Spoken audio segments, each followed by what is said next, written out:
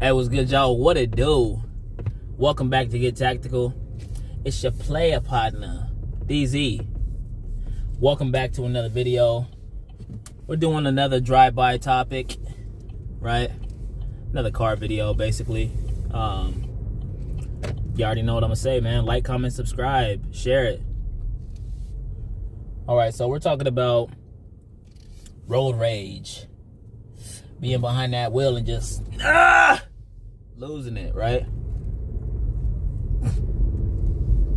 Now it's weird because I barely see this topic talked about on the gun community.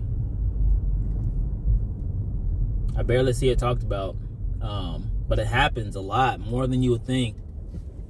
Now I know it happens across the U.S. because I used to see it in Cali all the time, like literally almost every day in Cali. You know, where they have the strictest gun laws, right? That just goes to show you that gun laws really don't change shit or stop anybody from doing shit, but it happens a lot. Now, probably within the past 2 years, I've seen about at least 10 different road rage incidences that people lost their lives. I'm pretty sure it's more than that. Excuse me. But, yeah, I'm sure it's more than that. But 10 so far that I can recount. You know, but man, and it can be avoided. Road rage can be avoided. It don't have to end like that. It really don't. So I'm gonna be giving you guys some tips on how you can avoid road rage. But first, let's talk about what happened. Now, a lot of my followers and subscribers probably seen this, you know, because my friends tell me about it, coworkers, my family tell me about this situation that happened.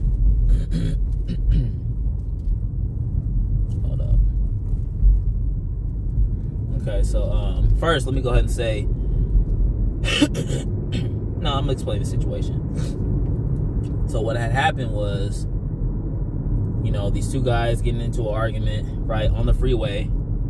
You know, one guy pulls out a gun, shoots him, and kills him. And that's pretty much how all these road rage incidences occur. You know, that's pretty much how all they go. They end up, you know, something happens, somebody gets cut off, or maybe it could be an accident. You know, then from there, it just escalates to the point of no return till somebody gets hurt. Guys, that can be avoided 100%, right? Now, I'm not going to sit up here and act like I've never had, or I've never had road rage, but I have been mad behind the wheel, right? I do not like stupid drivers. If you're somebody that's watching this and you go slow in the fast lane, you need your license revoked, player. Revoked. But with that being said, right, it's easy to get mad and upset behind the wheel. But you got to remember, after following these tips, you'll have a better chances of surviving or even avoiding road rage completely. It ain't easy, you know, dealing with stupid drivers. I'll say that for sure. You know, some people don't need a license. You know. But I've been able to avoid some road rages, you know, off the back. All right, so real quick, one tip that you guys can use to avoid road rage. Number one, don't be there. What? Yeah. I know it sounds like common sense, you know, but just don't be there. A lot of times, I'm pretty sure it's because of pride and ego why a lot of people just don't let shit go.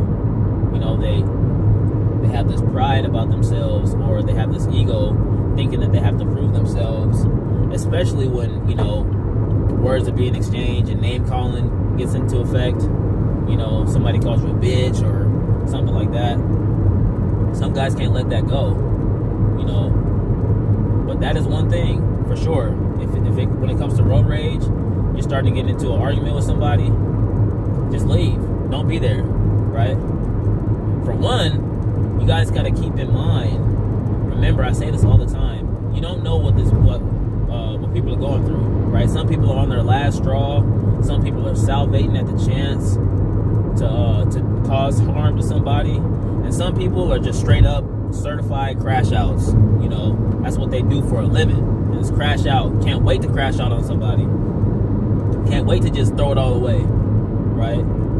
For those of y'all that follow me, you know, and practice, you know, responsible gun ownership, a lot of us have a lot to lose, you know. If you're somebody that don't have nothing to lose, of course, you know, you're going to throw all your shit away for a little argument, something petty like that. But the people that, you know, really follow me and really take my message at hand, they got shit to lose. So they're not just going to throw their shit away like that. So that's for sure. Number one, don't be there. Number two, maintain your composure, because you don't know who you're dealing with, right? You have no idea who this person is. You know, you don't know if they're ready to crash out. You don't know what kind of day they just had. You don't know what's going through their mind, right? Even if you're carrying, even if you've been training, like fighting wise, if you think you can handle the fight, whatever. Shit escalates so quick. Why even be in that situation to where you have to defend yourself, you know, and then you end up taking somebody's life, right? For what? Because they cut you off? Like, think about that, y'all. All right, so number one, don't be there. Number two, maintain your composure. And then number three, verbal de-escalation, right? I talk about this a lot on my channel. I probably should do a whole separate video about it. But you guys need to be incorporating that into your training, right? My instructor says, you know, verbal de-escalation is a skill.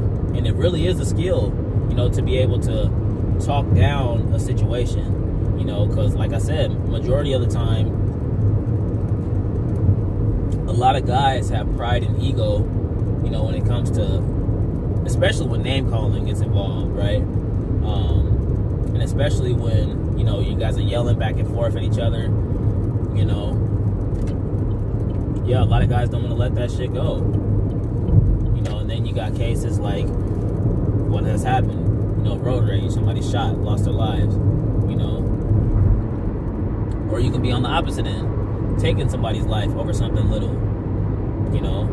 Like, you know, when it comes to these tips I'm giving you, right? When I say don't be there, if they follow you from there, then that's a different situation. You know, you try to leave, you try to get out of there, you know. Or even if you maintaining your composure and they go put their hands on you, that's different. Then you're defending yourself, you know. Or verbal de-escalation, you see that there's no talking to this person. Okay, then even still, you can still leave, right?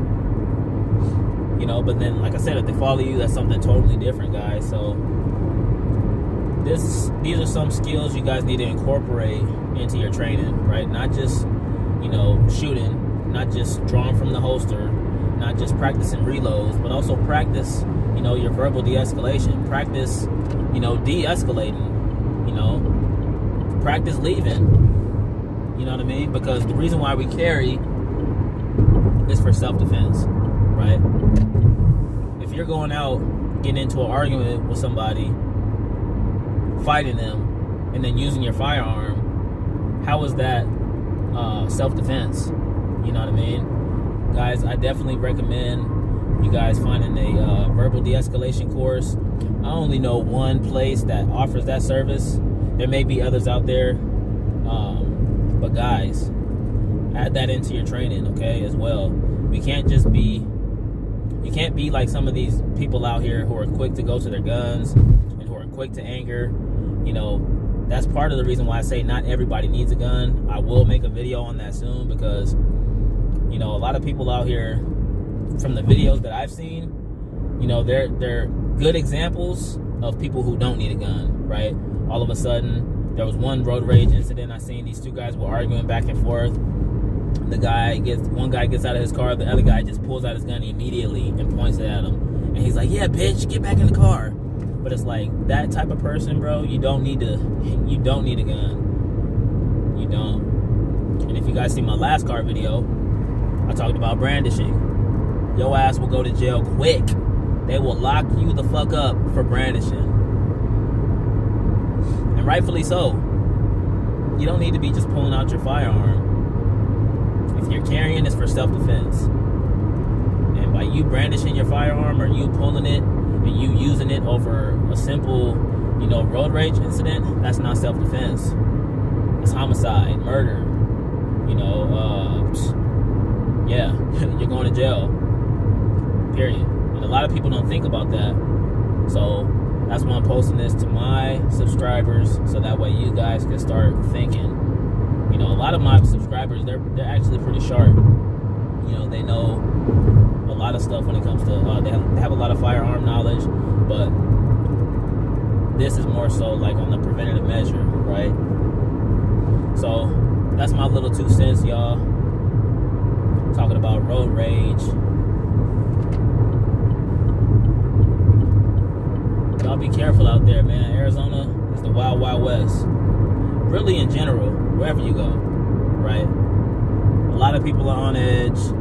You know, there's mass shootings almost every day. You know, just a lot of shit going on right now. You guys should be careful, you know, everywhere you go, off the top, off the back. You guys should be careful and vigilant, right? But this is just another tool hopefully you guys can use, you know, and incorporate into your arsenal. But for sure, look up that verbal de-escalation. I know a place that does offer that service. You know, if y'all willing to commit to it, I can share that information. But yeah, y'all need to definitely be out there training, because it is a skill. That's my little 3 tips from your boy. More videos on the way, so share it. Tell your friends, tell your mama. And as usual, man, hopefully you don't need to, but if you do, get tactical on their ass.